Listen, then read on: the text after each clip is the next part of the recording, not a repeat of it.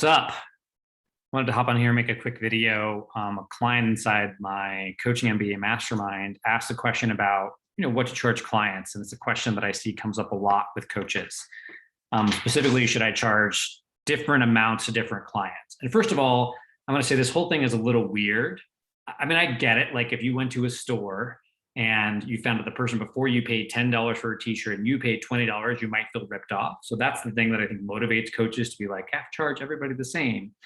But most coaches I know have some variable pricing model. Usually they have a set price or set rate, and then sometimes they offer discounts or like, I'm going to work with you to find a rate that works for you. So most coaches I know do some variable kind of pricing with their clients. So I just wanted to let you know that's not that common, because it's, you're negotiating on the level of commitment a client has to doing a particular thing. Having said that, there are 3 really good reasons to charge 2 different kinds of clients a different rate, especially if you're working with different kinds of clients. So the first is the profile of the client different? So for example, I work with a client that runs a hospice center. She's actually a Catholic nun. Her brother pays for her coaching. I do that coaching with her because I think her work really inspires me. I charge her less than I charge my executive clients because her profile is different.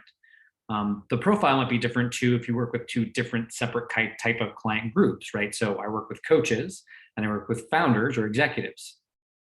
I charge my executive clients typically more than I charge my coach clients. Not a lot, the prices are actually pretty similar, but I also have different offerings for my coach clients. So I've got the coaching MBA mastermind, which is, a much more affordable rate for people who want to work with me on building a coaching business one-on-one, versus what I charge an executive client. And sometimes I charge executive clients more money because the work we're doing on their business is more involved. It's a different type of work, but their profile is really different.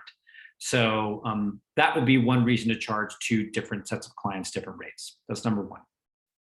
Number 2, the perceived value of the work is different. So for example, if I did career transition coaching versus executive coaching, most people perceive the value of career transition coaching as less than executive coaching.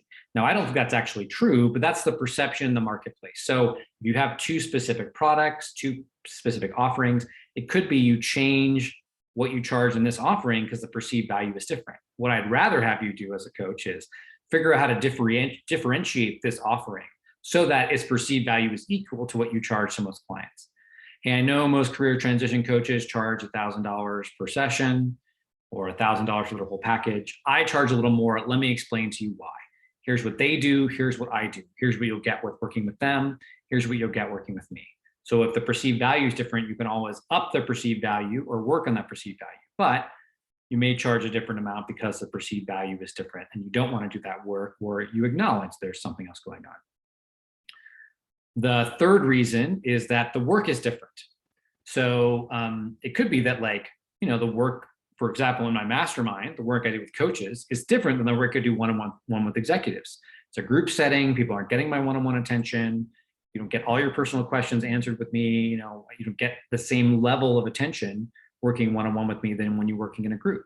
So the work is different. In that case, charge different things. I do strategic planning for some clients. That's different work than executive coaching. So I charge a different rate. Sometimes that rate is higher because what I'm doing is more compact and more valuable. So the work is actually different. And the fourth, which is sort of an add-on to the first, is the type of client is different. So you can charge an organization more than you charge an individual. So if you want to charge your clients different things in that question, just consider those 4 things as good reasons to charge a client a different amount. Otherwise, I would encourage you to have a set rate that you charge your clients, and then work with clients that you're inspired to work with, or say, hey, can I create something special for you if that's what you want to do? But there's no reason to keep your prices super low and only charge clients a certain amount if that's what you're working on. You're welcome to charge them different rates, experiment with different rates as a coach. That's part of the joy of being an entrepreneur. All right, everybody, I'll see you later.